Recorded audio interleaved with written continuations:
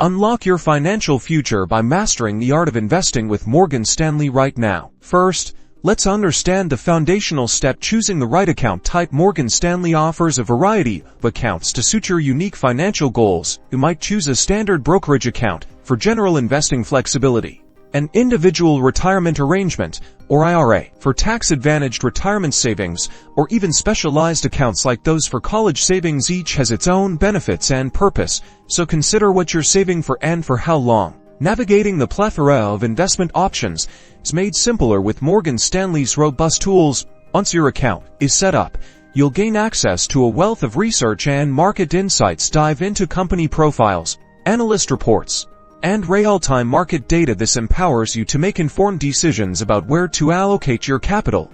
Whether you're interested in stocks, bonds, mutual funds, ETFs, or alternative investments, ready to invest. Executing trades on the Morgan Stanley platform is straightforward. You'll typically find a trade or order entry section here.